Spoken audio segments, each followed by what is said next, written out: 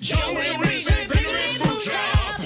All right, you guys, Patreon subscribers. Again, we want to thank you so much. This is the paid portion, and you guys, we're not just saying this. Like, we just don't sit in our chairs and like, hey, everybody on YouTube says mash those buttons, hit the subscribe button, blah blah blah. Man, hopefully you guys listen to the show and you guys know Reese and I's heart. Completely honest with you, I'm an open book in my life, whether it's divorce, whether it's heartbreak, whether it's my medical issues, whatever. We're completely honest with you. And I want to tell you, we thank you so much for being a paid subscriber. Anything you guys can give, I know that's tough. If it was me in my life, I couldn't afford it. I can't afford to be a Patreon subscriber. If you do 2 months and call it quits, guys, we're not going to hate you. Like, thank you so much for what you did and for what you've contributed. We thank you so much. In the future, me and Reese have been trying to think and rack our brains of all sorts of stuff we could do to do stuff with you. And hopefully by now, again, we record these things and do them well in advance. Hopefully by now you guys have gotten emails about doing Zoom calls and stuff with us. And we really want to connect with you guys and just make it a community, not just us and fans. Like, we want it to be community. And so hopefully you guys are feeling that by now. Hopefully you feel like your Patreon dollars are going towards something that we can build upon and do some good. And I don't know what that good is, whether it's laughs in a time of crumminess in this country or whatever the case may be, just a little bit of comic relief, a little bit looking back at all of our childhood and Christian music and stuff like that. Again, I'm sitting here talking for 5 minutes and Reese is just having to listen to me blab. But I'm also drinking. Yeah, me too. And that's probably why I'm continuing to blab. But you guys, again, I'll just end this now, but by just saying, like, thank you so much. Like, thank you so much. It means the world to us that you guys would even think of contributing dollars towards this. This is just fantastic. And thank you so much. But that being said, there was a story that I was going to get at to begin this, and I don't remember what it was. What was it? You're just drinking straight Jameson now? No, it's still Jameson Diet Verner's. Oh, okay. But I can't taste it. So it just, but you can feel it? What is the joy in that? You can't taste anything. No, I can't taste anything. The feel of it is I get buzzed, but the crazy thing is, you know how, I mean, I think I could just drink a bottle of Jameson like I was drinking a bottled water. Like, this is the perfect time to lose weight, though. It is. I've lost 7 pounds. Anything. That's friggin' awesome. That's what I do. So if I'm like, oh, I'm dying for this, I'm like, well, I can't taste it, so it's no use. Like, I eat, like, for breakfast, I have a coffee. For lunch, I have a Slim Fast keto shake, and then I have dinner. Wonderful. Like that's it. Man, if I could just eat and not stop, I would. Yeah, me too. I think everybody would. Much. I know. What messed me up is I became lactose intolerant like 4 years ago. I just like the insiders ended, and my metabolism was like, "See ya, catch you on the next one." And then I would like smell a cheeseburger, and I'd gain 2 pounds. Yeah. And so my family's like cursed. Like, my entire life, my mom would diet, lose a lot of weight, gain weight, lose a lot of weight, gain weight. My sister, same thing. I fall right into that. But it's just now, over the last few years, that I'm starting to realize, like, the education behind nutrition. Yeah. And really trying to, like, stick to it and knowing, like, what I'm doing. It's taken a lifetime of that. But I'm getting it. The new science on this is that your fat cells have a receptor, or it stores information in this protein called leptin. So your body will make new fat cells, but it won't really destroy them. It will just kind of cannibalize them for energy, but leave them like as kind of these empty husks. which contain this marker called leptin, this protein, which says this is how fat you need to get. And Okay. so the only way to your body eventually will do catalysis. It will eventually destroy them if your metabolism has been up and you have not used them for a long time. Okay. That's the theory. But like you get to a certain weight, like you have enough fat cells and they're full, those cells remember that, and it kind of does something to your metabolism to say you need to stay at this weight. It's something that benefited humans for millions of years. Okay. And now you're like you're trapped with that. So the only way that they think to get rid of these fat cells is to boost your metabolism. So like take B vitamins Okay. and exercise regularly. Do things that boost your metabolism. Do things like And cardio vitamin and B do does this that? regularly. Vitamin So vitamin- B, B12. Okay, then I got to start taking that because Yes. I work out like It boosts your metabolism. 5 or 6 days a week, and I've lost I've lost Cardio weight. stuff or is it all weight training? No, I do mostly cardio. So cardio, but you so have to. every- Go ahead. Go on. No, so every day I do cardio, and then Mm-hmm. so every day I do cardio, and then I'll do cardio and chest and arms, cardio and abs and legs. Okay. So Yeah. then this is all this theory. And it's based on like years of diet history. And Okay. it doesn't work. Okay. You know, there's always like some new fad diet comes out and it's like you lose this, you can do this, you can lose 30 pounds. But you're going to gain it back because your fat cells have this leptin and it tells you it keys into your metabolism and it says you're going to need it again. So your body will just slow down. Your metabolism will just slow down so you can store up that fat. So you have to do things that boost And your I don't want metabolism. to. B12, do cardio, and then you have to commit. Like, I am going to be okay. I'm not going to diet. I'm going to lose 1.5 pounds a month or like 2 pounds a month, 1 pound a month for like 30 years. Like, I'm just going to do this until I'm like, I hit this spot. And your body will eventually do catalysis. It will eventually absorb these fat cells. Or you can go get liposuction and it just removes them. But then you got to stick on that. Yeah. So losing weight, slow. Do that slow. Don't change your diet. Like the only thing you should change is like, I'm not going to carb load. Just like this whole thing that we do as Americans where we're just like, we need starch. Cut that shit out. Like have fries every once in a while. Yeah. Yeah. Don't do the fad diets though. Like all the Atkins shit. Like Atkins works. We're 20 years into it and it still works. Yeah. So Atkins kind of morphed into a smarter, healthier like keto. And so that's what I do. Like I do But it doesn't keto. do anything to the leptin. It will not remove it and it won't get rid of those fat cells. And eventually your metabolism will just drop to meet that.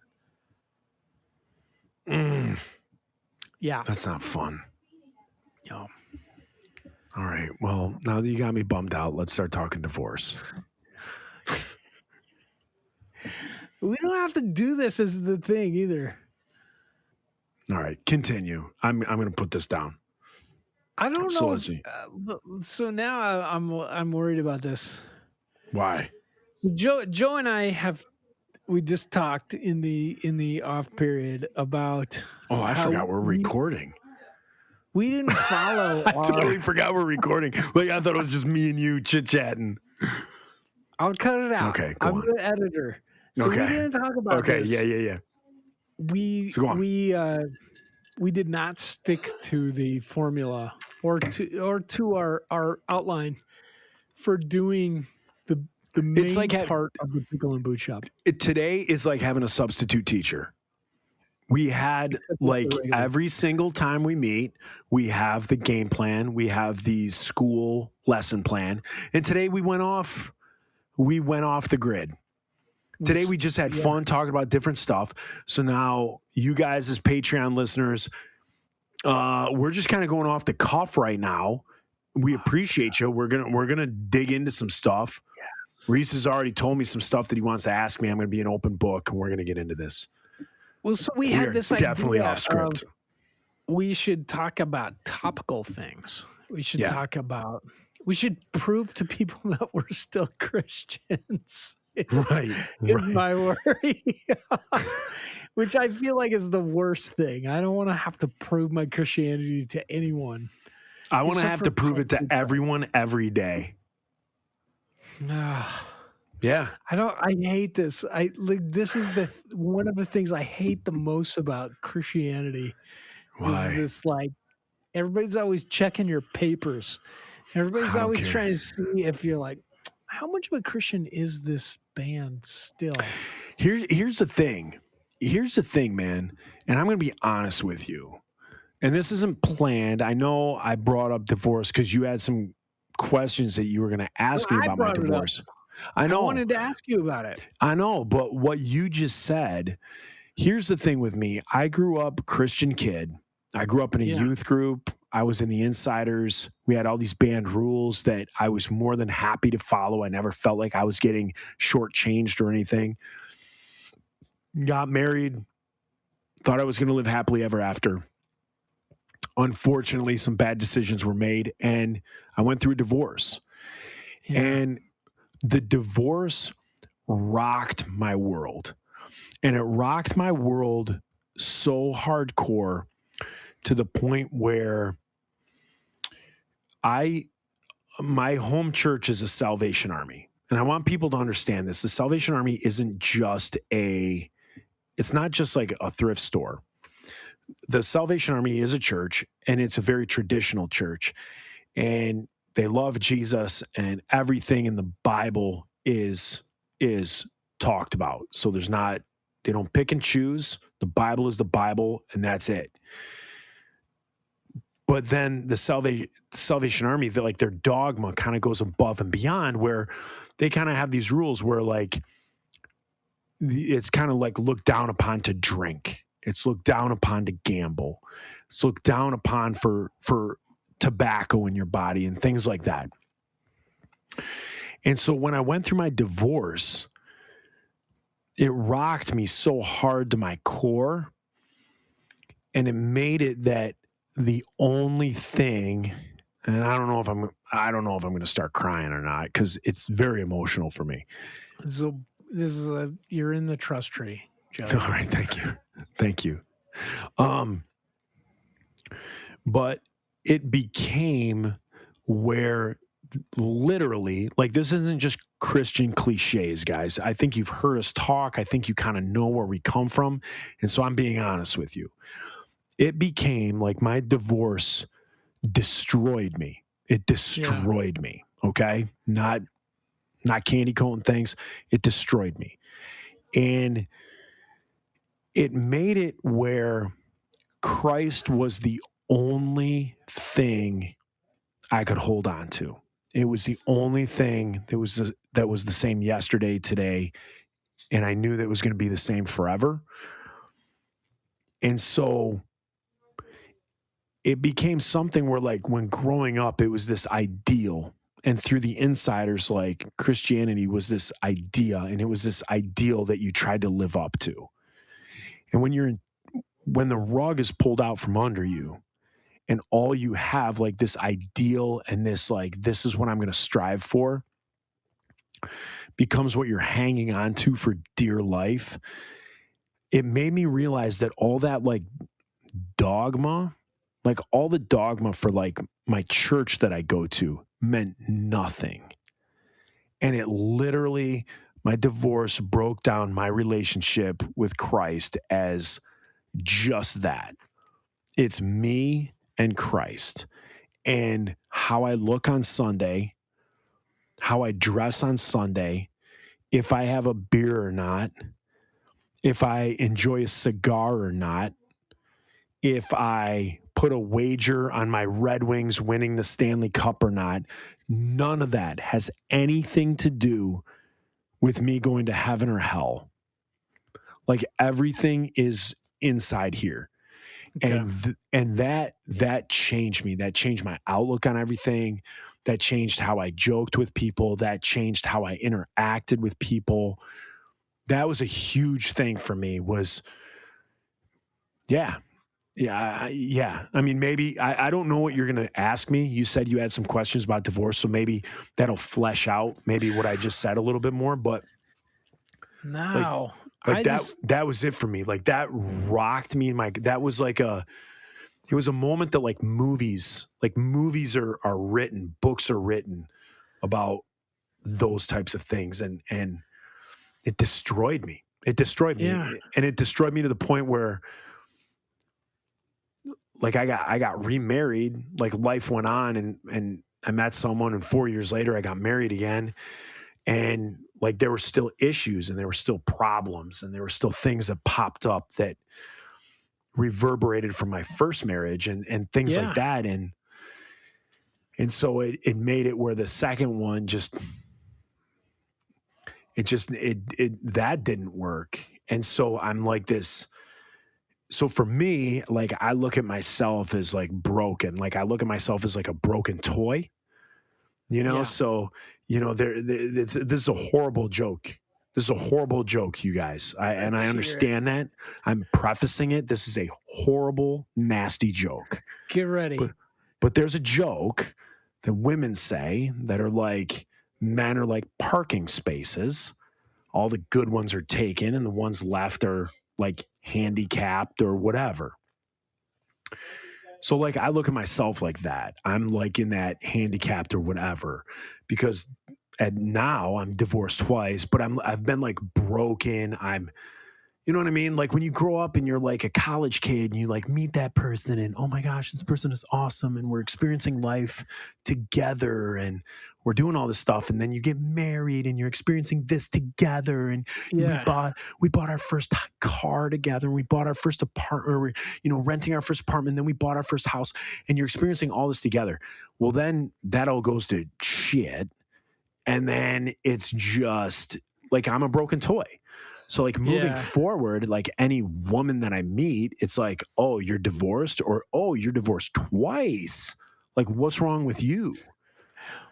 So like those are like the things that destroy you as a person. And then, but again, back to it, all you have is Christ. Like all you have is what you've learned, what you feel, what you know, what you believe.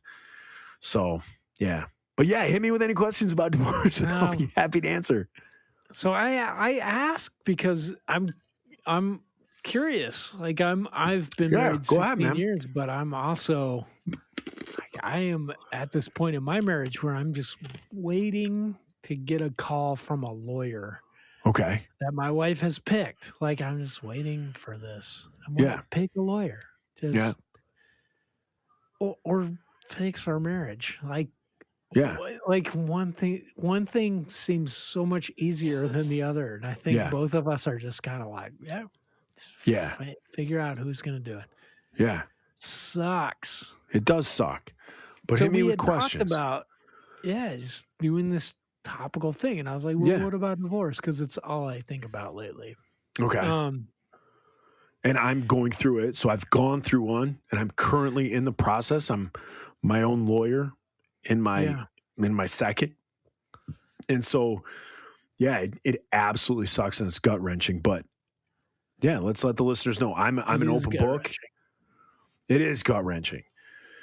I mean, I think your first one was probably much more because you have two girls. Yes. That one was brutal. Much more. Mm-hmm. And also, and I'm going to be honest with you guys, like listeners. Any of this, I will edit it all out.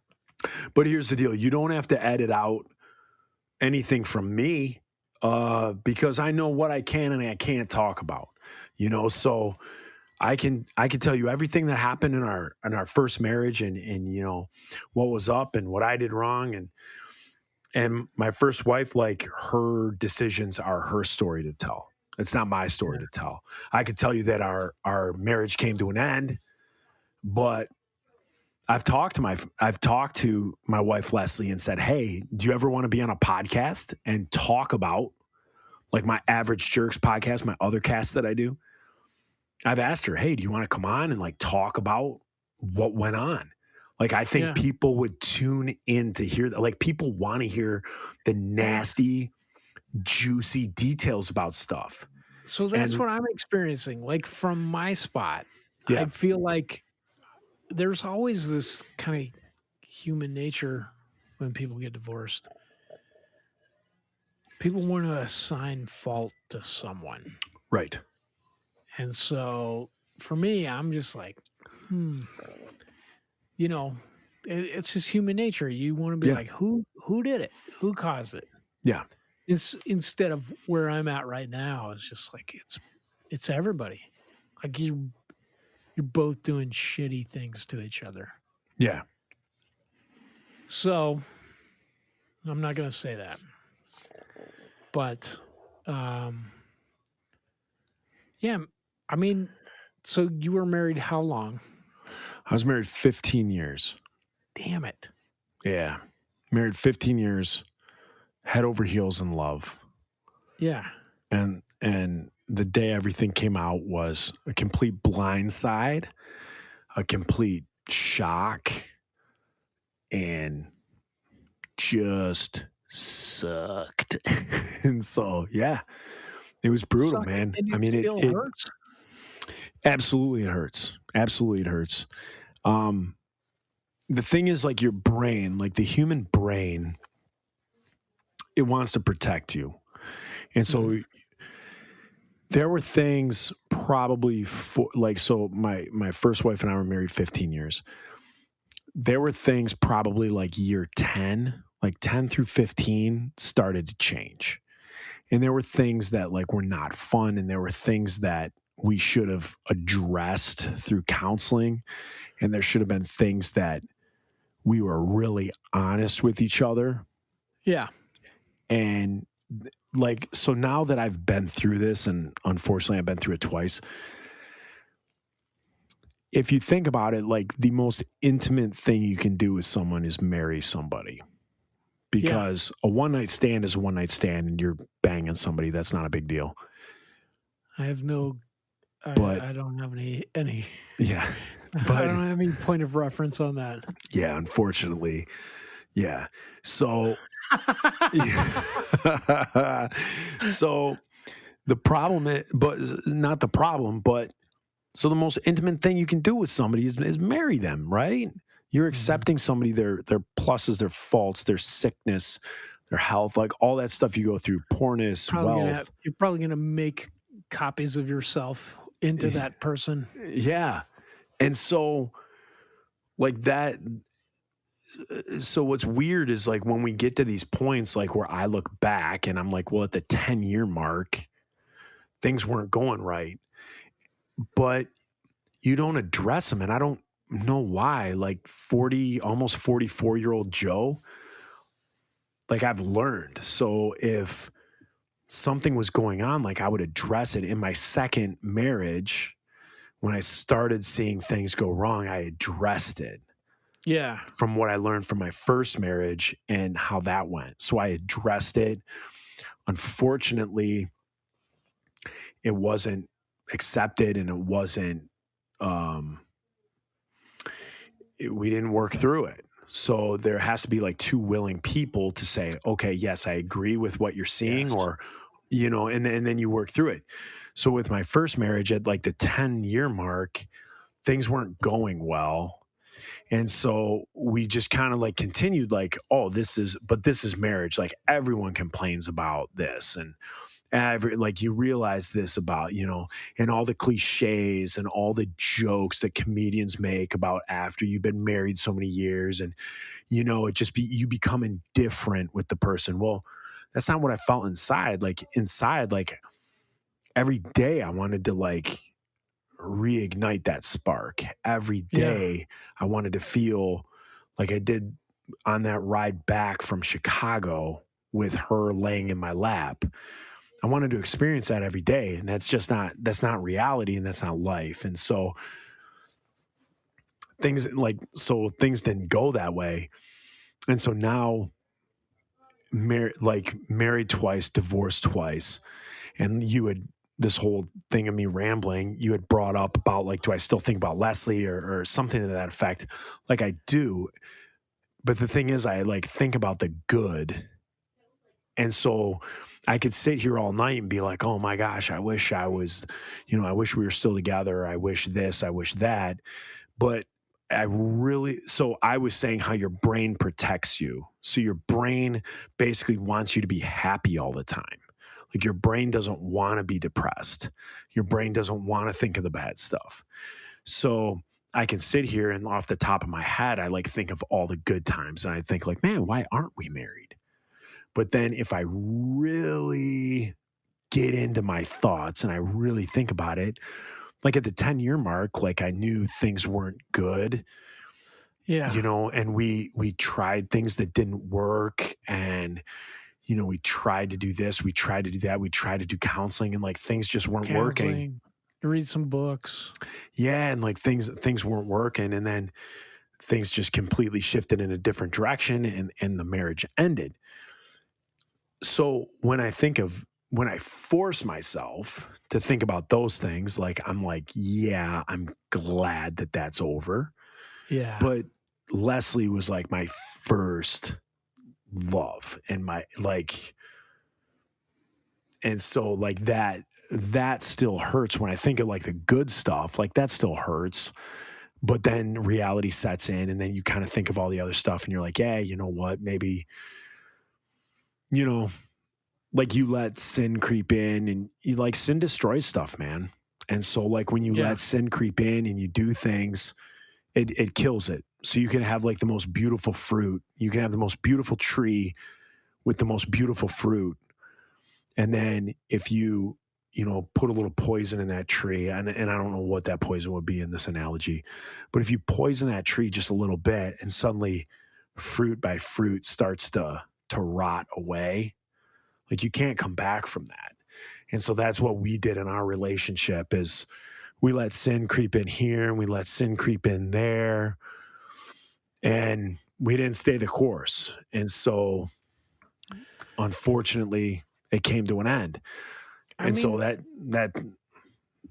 hurts, and that sucks. I feel like the odds are stacked against you. You guys got married so young. Yeah. Yeah, we did. I was 20 and she was 21. Yeah. So, No, I'm sorry. I was 21. She was 20. Okay. So 100 years ago, people would be like, wow, you guys waited that long? Right. But they only lived till they were 65. Right. So, and nobody got divorced. Correct. Nobody. No, nobody. And now at least half of marriages end in divorce. More than half if you're a Christian. More than. So it's like 60%. It's like 60-40. The deck is not. It's stacked against you. You're gonna lose. And you're gonna lose just because people are gonna tell you you're gonna lose. You shouldn't have got married so young. Mm-hmm. Whatever. It's gonna get in your head. Yeah. But like,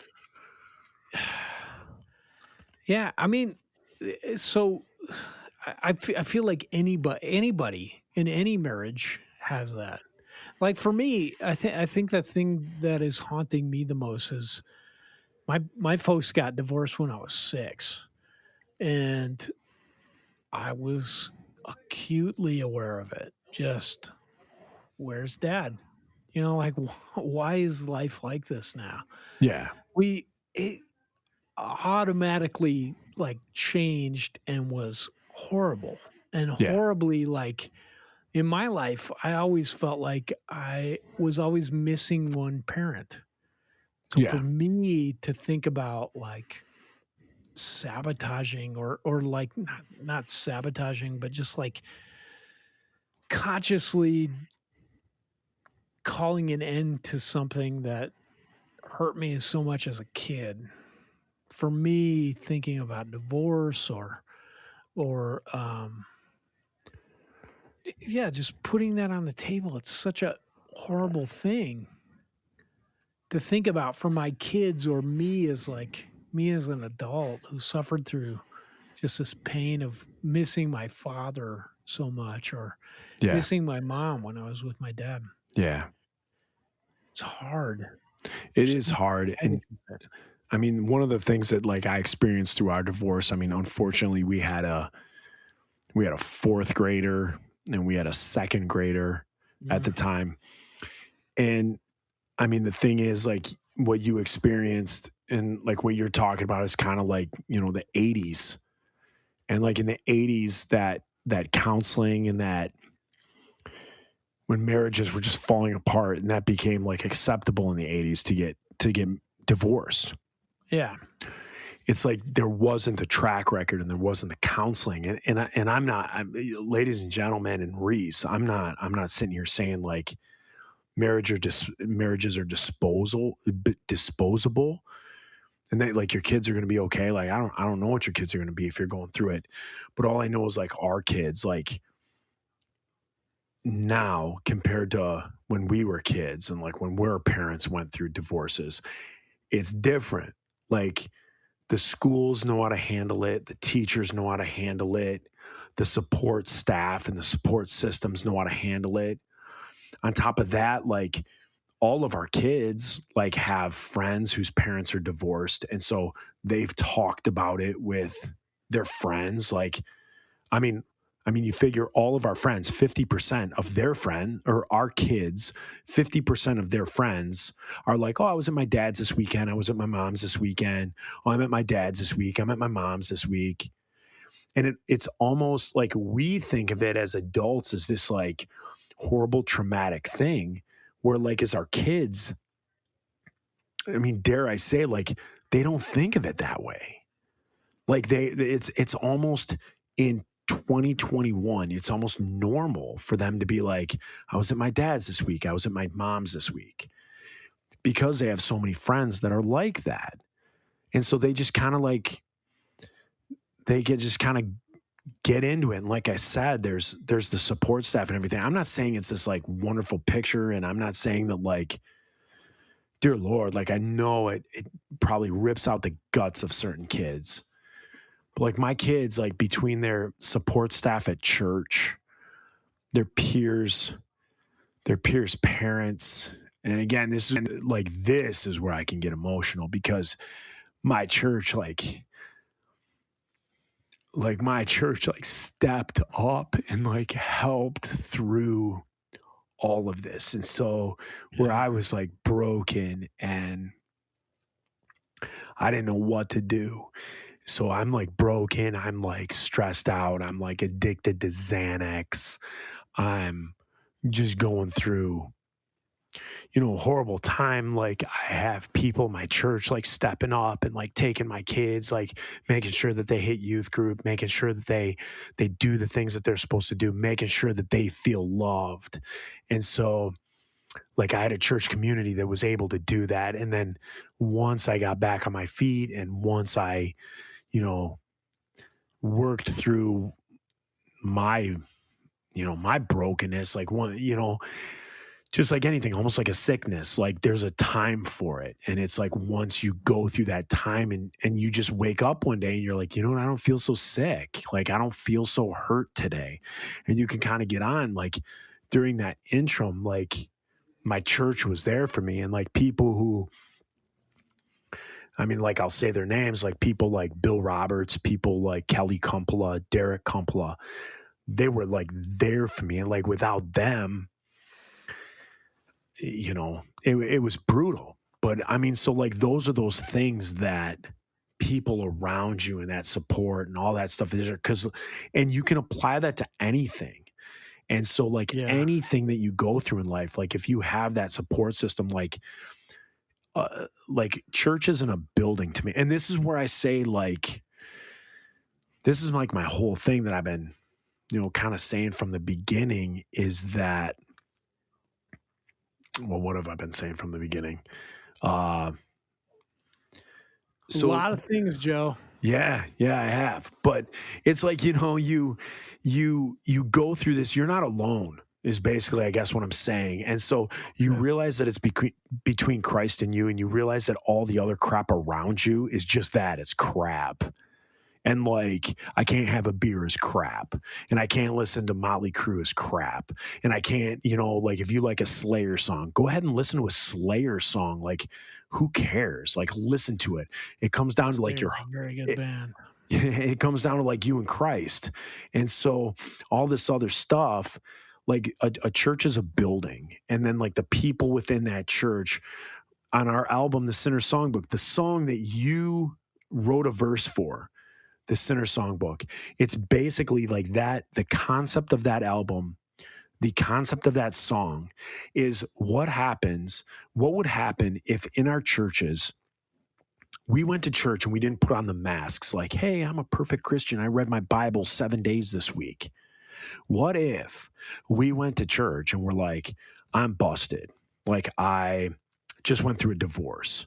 I watch porn 5 days a week. I do this, I do that. I swear often when I'm around my friends. I, always err on the side of like a dirty joke or making somebody laugh and being witty and cutting somebody down. You know what I mean? Like all this crap that is us.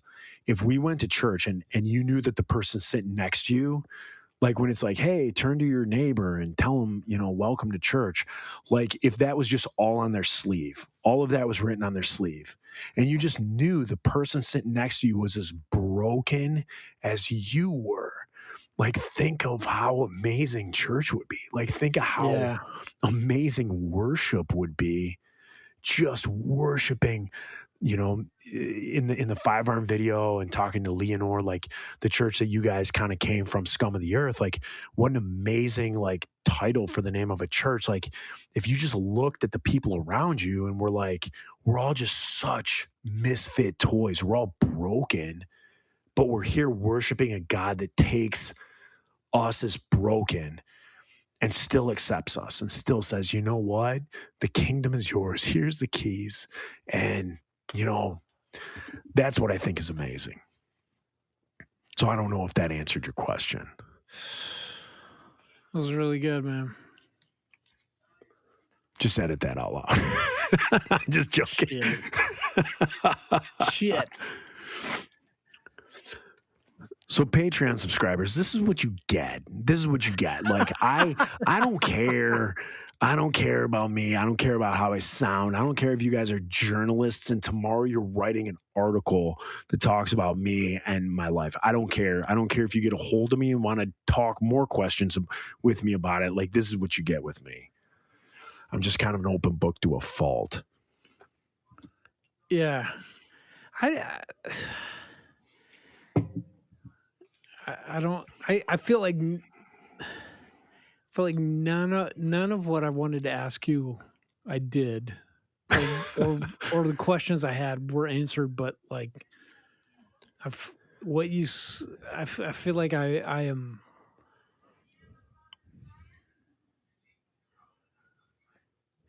I was glad to have you as a friend, Joe. Absolutely, buddy. This long. Absolutely. And I don't know, man. Thank you. Absolutely, man. This is life. This is life. You have one guy who goes through it and you got to pass it along to the next guy. Cause if not, then it is a wasted life. So like that's what I think. Like I've gone through 2 divorces and gut wrenching nonsense, but hopefully somebody else can learn from it. So yeah, for anybody listening that is going through this, I think that marriage and love is a hard choice to make. I think that, like Paul says, if you can remain single, you should. Most of us, I don't think, can. I think like his thing is, he says, if you burn with passion, if you burn with lust, which hell yes. Like Yeah. I all mean, the, we're dudes, right? all the time. Yeah, And all the time. you think that marriage is the answer for that, or you feel that like getting married is going to be the fulfillment of that, and I think more often than not, people in their marriages just find out it's if you can stay with it, if you can keep doing it, it's character building every day. That it's hard, it is sacrificial, Yeah. and it is okay to fail at it. It's Yeah. okay to like just be like, I tried my best. You're not alone. And here's one more thing that I can add. Unfortunately, I've again divorced twice. Weren't able It's to okay, work Joe. out. Yeah, wasn't able to work out. But let me tell you guys this. And then this is one point of view that if you go through something with your husband or wife, that's something that they've never gone through with anybody else. Like they've gone through it with you, whether that's infidelity, whether that's a drug addiction, whether that's alcohol, whatever that is. And you go through with that person and you walk through hell, or you go through hell with that person. On the other side, this is just an observation, and you have to weigh this in your life. And sometimes divorce might be the right thing. But here's the deal. When you go through that with somebody, it's kind of like, and I forgive me for being cheesy after what I just said. Forgive me for being cheesy. But it's almost like war buddies or athletes that have been in a championship, like war buddies who you've conquered that hill, you've won that battle for that little piece of that war. And you go through and you bleed with someone and you sweat with someone and you're scared with somebody and you conquer with somebody. That's kind of how certain things in marriage are. And so when you go through these things with people and then then the marriage fails, you decide to say, let's quit this. I feel like that's where you become that broken toy. Like you've walked through hell with somebody. But now, and they've walked through it with you. So you share this thing where you've shared this like battle. You've shared your old war buddies. Like you've gone through something. But unfortunately, you've called it quits. And now they have to move on. And whether they find somebody new, they kind of have this quote unquote dark past. And so they have this like, I've gone through hell, but this person wasn't here to go through it with me. And then like you personally are like, yeah, I've been through this hell with this person, but now I've moved on and I've met so-and-so. And sometimes it doesn't work. And I feel like that's how it was like with my second. And I always wish I could go back to my first and be like, we walked through hell together. And like it was this horrible event. It was this horrible time in our lives. But I almost look at it like I said, like World War II or Vietnam or something like that. Like this horrible time in our life could have been a tour of duty. Yeah.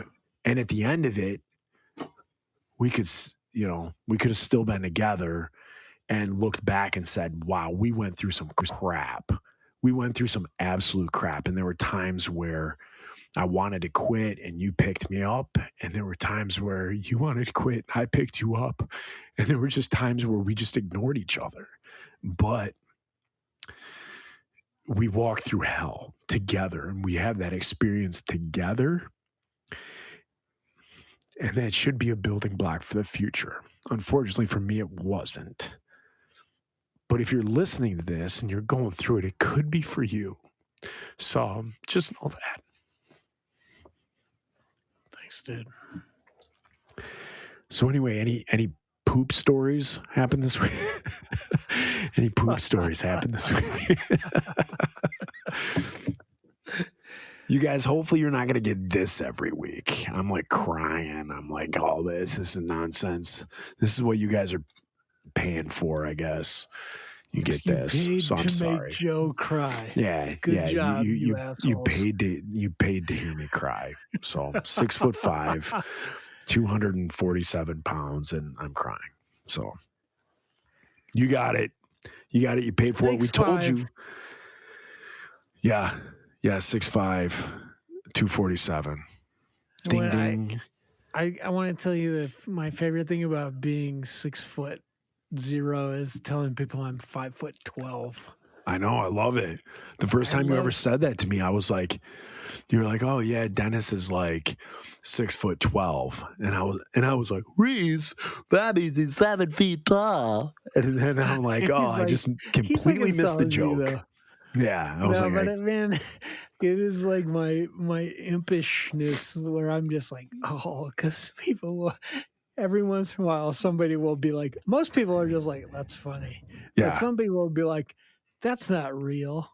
I need to help him because he's lost. Right. He needs correction. On one of our episodes, instead of saying inflation, I made the conscious choice to say inflammation.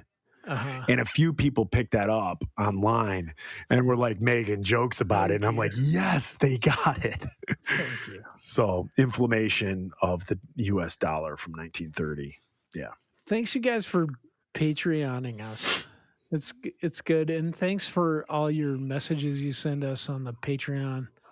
And it's just been good connecting with you all. Yeah. Again, I hope we're breaking down walls where it's not like, oh, the Reese Roper from 5 Iron that wouldn't sign my poster, and still won't.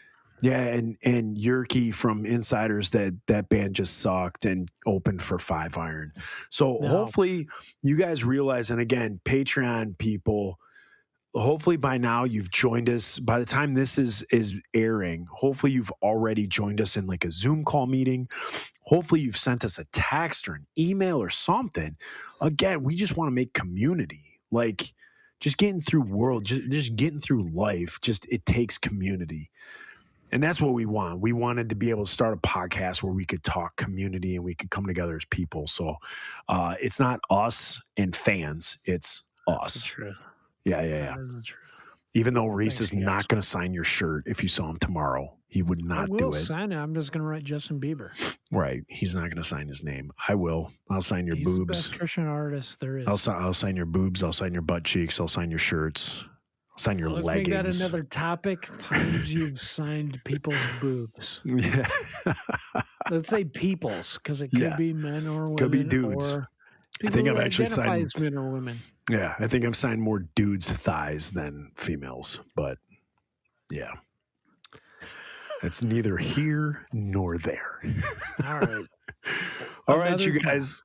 I think this is it, right? You made me cry. I also cried. I was not talking. You made me cry, Joe. What? No, I didn't. I love you, dude. I love you too, buddy. I appreciate you. I appreciate you doing this, man. I never thought in a million years you'd do this with me. So, I don't have any friends. This is the best thing ever. Yeah, I don't think I do either. Man, so much. This no, is so I do. great. I like every day. I'm like, oh, can we do an episode today? See, the funny thing, Patreon guys, like you listening, like we put out one episode a week. But like Reese and I like call each other and do these like 3 times a week. And we just do it to just chit chat with each other, and we record it. And so we have like 20 in the can, but we're only putting out one a week. So we just can't talk about anything topical because we can't talk about anything. Yeah, we can't talk about anything relevant. Like, oh, today President Biden signed this. You're going to be hearing about it 20 episodes in the future. We should just talk about President Obama. Yeah. We'll be good. Or President Trump. And then when 2024 hits and he's president, then we'll. Jeez. Okay, nothing topical. Yeah. All right, you guys. Enjoy I hope you got what you paid for. You made me cry and all that good stuff. Don't do drugs. Stay in school. Don't do it. And another thing is, hey, don't touch me there. This is my no-no square. So, see ya. See ya.